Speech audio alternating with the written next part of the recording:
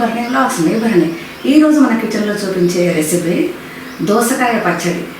ఇది చాలా టేస్ట్గా ఉంటుందండి. ఈ ఒక్క పచ్చడి మనం తయారు చేసుకుంటే ఆ పూట అన్నం మొత్తం తినేయచ్చు. అయితే ఈ దోసకాయ పచ్చడిని ఎలా తయారు చేయాలో నేను ఇప్పుడు చూపిస్తాను.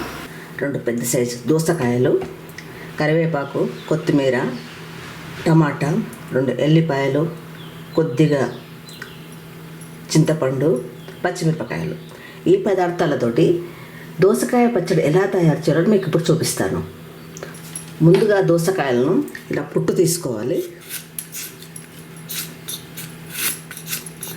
ఈ పీలర్ తోటి తీసుకుంటున్నాను.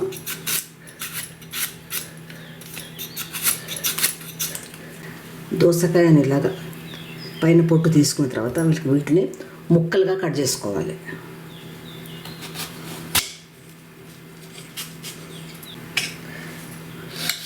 అన్ని ఇలా ముక్కలుగా కట్ చేసి పెట్టుకున్నాను. వీటిని ఒక బాండిలో వేయించుకోవాలి.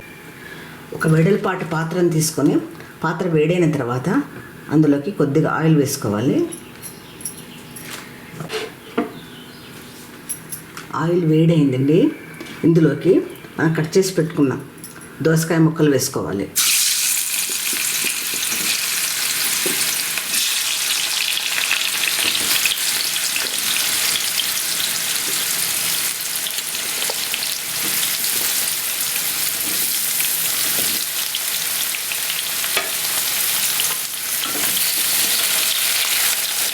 ఇలా కలపాలి.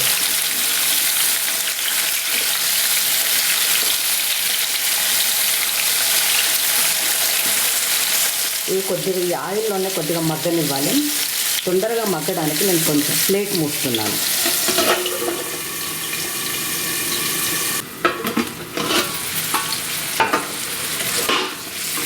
కొద్దిగా మగ్గిన తర్వాత ఇందులోకి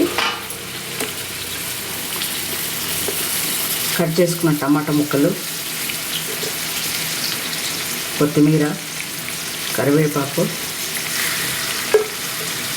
పచ్చిమిరపకాయలు, 2 ఎల్లిపాయలు, కొద్దిగా చింతపండు,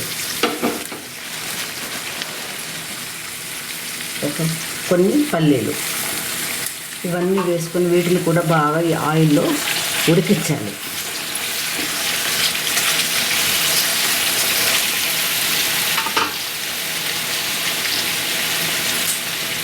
ఇందులో కొద్దిగా పసుపు వేసుకోవాలి. పసుపు వేసిన తర్వాత బాగా కలిపి ఇది బాగా ఆయిల్లో మగ్గడానికి మనం మూత పెట్టుకోవాలి. ఇది మగ్గడానికి 3-4 నిమిషాలు పడుతుందండి.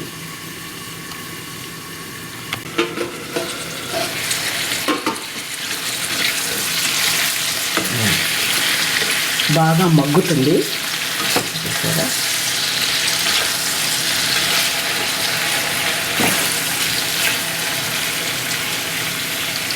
ఇంకా మగ్గాలండి.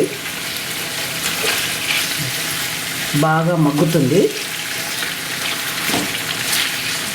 మరొక 2 నిమిషాలు మూత పెట్టుకొని మగ్గనిద్దాం.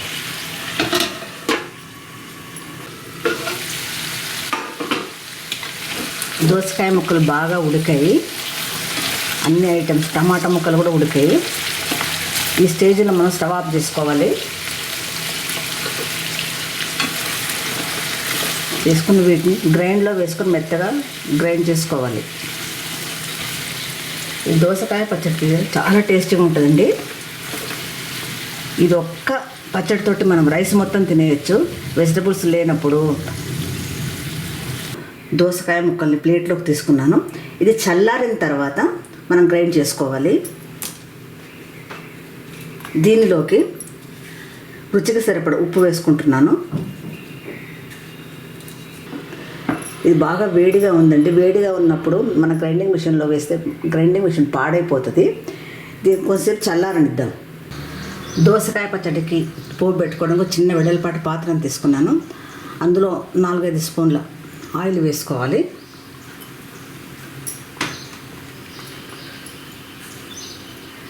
ఆయిల్ వేడైన తర్వాత జీలకర్ర, ఆవాలు, ఎండుమిరపకాయలు, పచ్చిమిరపకాయలు, కరివేపాకు, వేసుకోవాలి.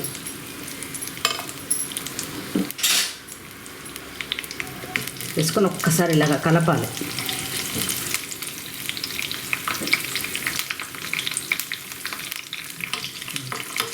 ఈ ఎండుమిరపకాయలు వేగేటట్టుగా కలుపుకోవాలి. ఇందులోకి కొద్దిగా ఇంగువ వేసుకుంటున్నాను. ఇది ఆప్షనల్ అండి, ఇష్టం లేని వాళ్ళు అక్కర్లేదు. ఇంగువ వేసుకుంటే కొంచెం రుచి వేరుగా ఉంటుంది. ఇలా వేసుకున్న తర్వాత స్టవ్ ఆఫ్ చేసుకోవాలి.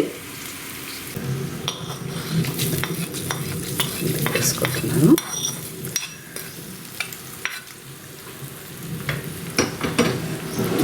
అంతే అండి, ఎంతో రుచికరమైన దోసకాయ పచ్చడి రెడీ అయిపోయింది. ఇది అన్నంలోకి చాలా బాగుంటుంది. ఈ పచ్చడితోటి మనం అన్నం మొత్తం తినేయచ్చండి. చూశారు కదండి దోసకాయ పచ్చడి ఎంత సింపుల్గా తయారు చేసుకున్నామో. ఇది చాలా టేస్ట్గా ఉంటుంది, ఇంటికి పదవి చాలా ఇష్టంగా తింటారు. నేను తయారు చేసిన విధంగానే మీరు కూడా ఒకసారి ట్రై చేసి చూడండి. ఎలా వచ్చిందో కామెంట్ బాక్స్లో చెప్పండి.